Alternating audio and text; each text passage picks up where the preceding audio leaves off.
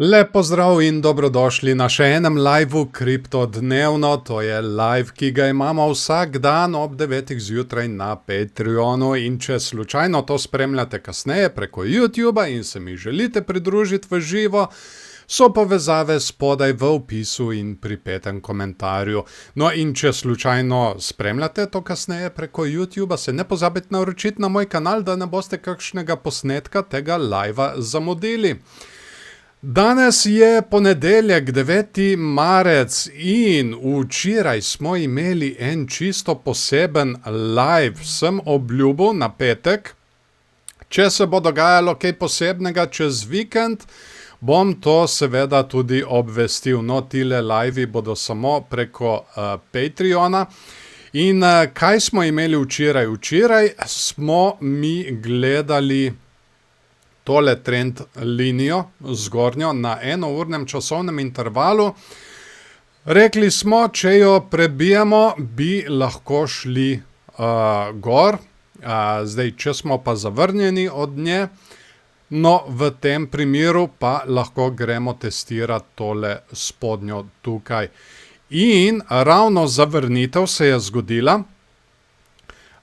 Sicer tukaj smo imeli en lažni preboj, ampak potem smo imeli čisto zavrnitev in šli smo testirati točno tole spodnjo linijo. Kaj sem še opozarjal? Na kaj sem še opozarjal včeraj? Tukaj, tele likvidnosti, samo malo, da vam popravim tale graf, da se boljše vidi, samo pogledajte, koliko likvidnosti je zgoraj ljudi, ki so stavili na padec, in tega je kar ogromno. In če gremo mi zdaj tole pobirati, bi lahko prišli gor tudi do tam nekje 72.000. No, v bistvu to sem že bolj podrobno obrazložil včeraj. Dajmo pogledati mi zdaj tole malo cenovno dogajanje. Tukaj lahko vidimo,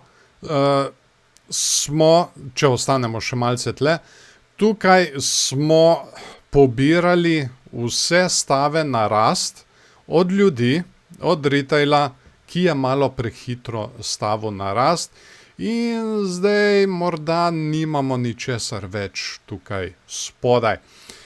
Cenovno dogajanje. Kaj se zdaj tukaj dogaja? No, mi smo tole zgornjo trend linijo, lahko rečemo zdaj, da kar do dobra prebili. Tako da bom tole zbrisal. Zdaj, kar bom jaz tle zarisal, je čista špekulacija, ampak zdi se mi zelo zanimivo, da mi morda delamo spet en narobe obrnjeni head and shoulders. Nimamo še desne rame.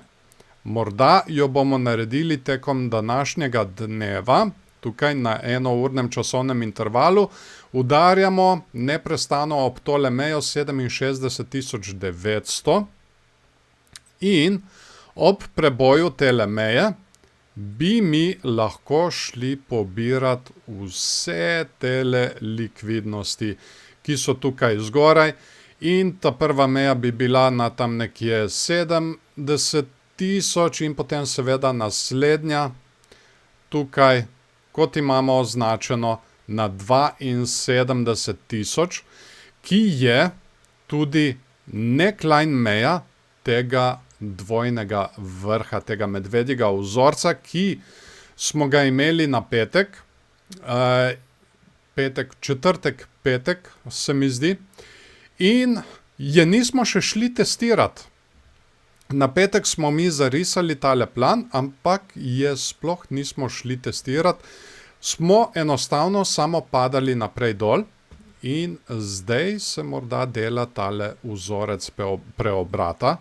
Ampak kot sem rekel, to je trenutno samo špekulacija. Tudi tukaj bom izbrisal te plane, ki se niso izvedli. In tudi tukaj lahko mi vidimo, to je tale neckline meja na okoli 68.000. Tudi tukaj bi mi lahko zdaj delali tale vzorec trojnega dna oziroma narobe obrnjeni head and shoulders, ki je bikovski vzorec in seveda se spomnite, kako se je nazadnje tole obneslo, v bistvu kar dobro. Kar mene zdaj malo moti, je pri tej zadnji rasti se je spet pojavilo kar nekaj ljudi, ki stavi na rast.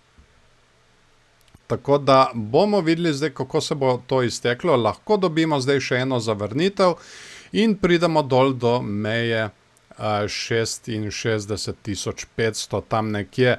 Smo pa pobrali zdaj z vsem tem, s temle ta zadnjim padcem, smo pobrali tale likvidnostna območja. Tukaj tega smo imeli na 67.500 in pobrali smo tudi tega na 66.200 oziroma 66.300. Čaka nas pa še tale tukaj spodaj na 65.000. Tega bi lahko šli pobirati enkrat kasneje, seveda, če nismo zavrnjeni od te neckline meje na okoli 68.000. Tako da to bi bilo to, kar se tiče Bitcoina. Bomo videli zdaj, če se bo vse skupaj obrnilo in če bomo mi šli pobirati tele likvidnosti tukaj zgoraj. Ta prve so na tam nekje 68.300, tukaj jih je ogromno, 68.900, dajmo reči, potem je tukaj na 70.000 in potem jih imamo še tukaj na 70.800. In kot sem rekel, lahko gremo testirati tudi tole neckline mejo na 72.000, ki sem jo že večkrat izpostavil. Dajmo pogledati mi zdaj še Ethereum, kaj se kaj z njim dogaja. Ethereum ima pa precej bolj volatilno situacijo, nima nekega jasnega vzorca. Mi smo tudi tukaj zarisali tele plane. Lahko rečemo, da so se nekako iztekli, ampak jaz ne bi ravno rekel, tole neckline mejo, ne vem, če... Ja, smo jo testirali in potem smo padali naprej dol. Tako da tole bom zdaj zbrisal. Tukaj, točno tukaj, lahko vidimo, da so stavili, samo malo, tole moram zbrisati, pa tole moram zbrisati, da označimo nove likvidnostne cone. Tukaj lahko vidimo pri Ethereumu so ljudje stavili na padec, tako da tukaj imajo po mojem naštimane stop losse. Če se obrnemo nazaj gor, bi lahko šli to pobirati. Na 2075, potem kje so še stavili na padec, tudi tukaj, no to je bilo v bistvu že pobrano. Tako, kot vidite, tukaj so hitro stavili na padec, stop losse ziher tukaj na okrogli številki 2000 in kot vidite, je bilo tole pobrano pred kratkim. In pa seveda tudi tukaj so kar stavili na padec, tudi to je bilo po mojem že vse pobrano. Kot vidite, tukaj na tem dnu so pričakovali, da bo padalo še naprej, stop lossi pri tem vrhu in točno to je bilo tudi pobrano pred kratkim. Je pa kar precej ljudi, ki so stavili tukaj na rast. Tudi tole smo mi pobrali. Tole likvidnostno območje, ki imamo označenega 1923, tudi tega smo pobrali, ampak se nam je pojavilo novo točno na tem dnu. Zaradi tega, ker tukaj je kar precej ljudi stavilo na rast. Tako da pri Ethereumu je zdaj po mojem kar precej odvisno tudi od Bitcoina, kako se bo Bitcoin zdaj obnašal.